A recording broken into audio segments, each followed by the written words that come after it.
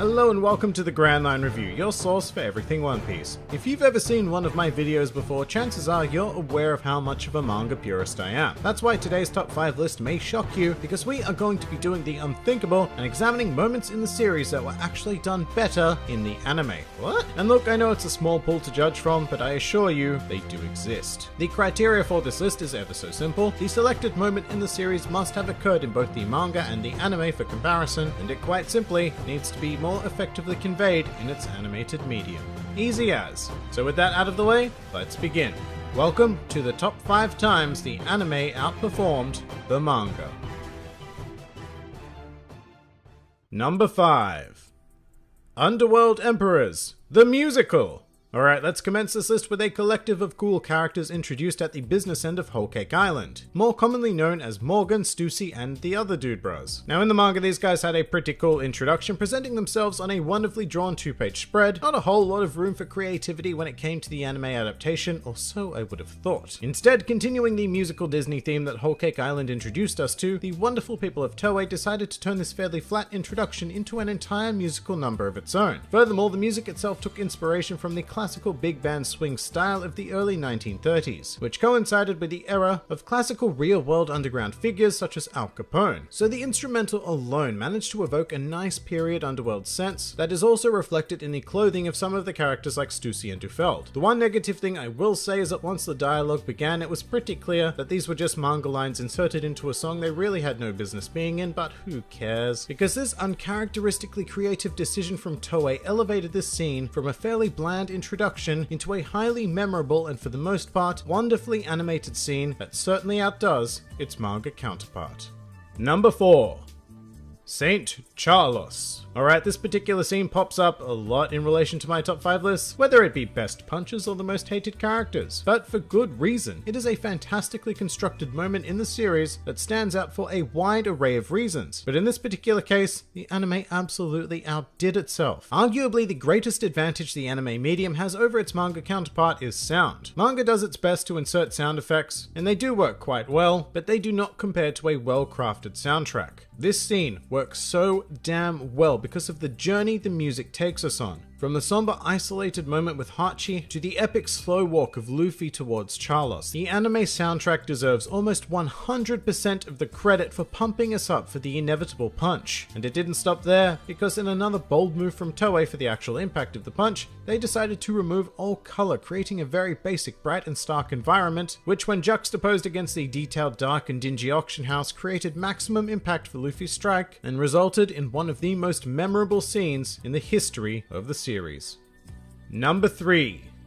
Luffy versus the Admirals. I think it's fair to say that the Marineford portion of the anime is one of the most disappointing adaptations in the series, suffering extensively from long drawn-out reaction shots and other assorted filler. However, within that ever-extended arc, there were sprinkles of phenomenally animated scenes that not only do the source material justice, but even surpass it in terms of quality, and there is no greater example of this than Luffy versus the Admirals. And most of the beauty of this scene comes down to the care put into animating a detailed environment. For example, when Luffy arrives having been tossed by Jinbei, the impact of the water onto a hard surface is sublime, and when it eventually dissipates to reveal Luffy, it is a truly epic moment, particularly with the slowed down time effect that makes the water linger in the air afterwards. And a very similar animation technique is used when Luffy begins kicking the frozen mast at the Admirals, except this time with chunks of ice. It's absolutely beautiful, and it may even be worthy of the number 1 spot, except that it suffers a bit too much from Marineford syndrome. For example, there is a section in the middle of this that is simply too long and drawn out, which is the time it takes when we see Luffy landing in this position to him simply raising his head. That takes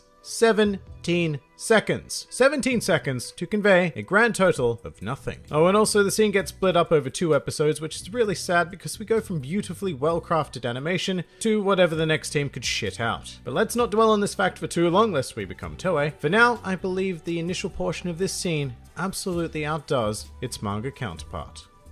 Number 2. Gear Second. When this moment first appeared in the manga, it was mind-blowing, and as a result, the anticipation for seeing it animated was pretty damn high, and it exceeded my expectations. And just to be clear, what I'm referring to is the advent of Gear 2nd as well as the ensuing fight against Blueno. Firstly, I thought that Luffy's coloring in Gear form was very well done by Toei, managing to find this wonderful tint of raw fleshy pink, but they also completely nailed how shiny Luffy's body becomes when using the technique. However, where they managed to exceed all expectations from me is rather simply how they conveyed the speed of Gear 2nd. Luffy's attacks came at a pace never before seen in the anime, and with the accompanying sound effects, it really makes you feel like these strikes are landing hard and fast. And the ridiculous thing is, the animation is far more simple than anything I've discussed on the list so far. What Toei managed to master in this scene is the art of pacing. Shots didn't linger, and so hard cuts became frequent, which went a long way to evoking the pure speed and impact of what was happening on screen. It is a near perfect adaptation that takes the source material and elevates it using all of the unique tools of the animated medium. If all of One Piece were adapted with the actual impact of the scene in mind like this, then it would undoubtedly be one of the greatest anime in all of history. But for now, I'll settle on this scene being a rare example of a moment in Toei history where they surpassed the manga. Number 1. The defeat of Crocodile. Now, I am more than likely looking at the scene with my nostalgia glasses on, but as a young teenager, I watched this episode over and over and over and over and over and over and over and over and over again. Everything about it had me hooked, from the glorious animation of Luffy soaring into the air to the classical music and even tiny details like the gruffness of Crocodile's voice as he yelled his final attack. And once again, I find myself praising the sound design, this time particularly for Luffy's punches as part of the Gomu Gomu no Storm. There's something about the particular sound they use that makes each individual punch feel so heavy, which was sorely needed when we're talking about punching one of the 7 warlords of the sea through solid bedrock. And in terms of brilliant visuals, you really can't go past the tracking shot of Luffy's punch, which bursts through the sand and lands ever so satisfactorily on Crocodile's face. To me, reading this scene in the manga is downright disappointing compared to my memory of how it played out in the anime. Both of them, by the way, because when they reanimated this scene in episode of Alabasta, it was still absolutely fantastic. Some may even argue better than the original. I wouldn't, but some might. In either case, this scene is the epitome of what an anime adaptation should strive for: to take the structure of the source material and bring it to life. And that is why the defeat of Crocodile stands at the top of this list. But that pretty much does it for the top 5 times the One Piece anime outperformed the manga. If you enjoyed this video, then feel free to like, favorite, or subscribe, and if you are in any way keen on supporting this independent channel, then please do check out my Patreon, Discord server, or Twitter, the links to which are in the handy description below. And finally, please do comment with your own chosen moments where the anime outdid the manga. This has been the Grand Line Review, and I'll see you next time.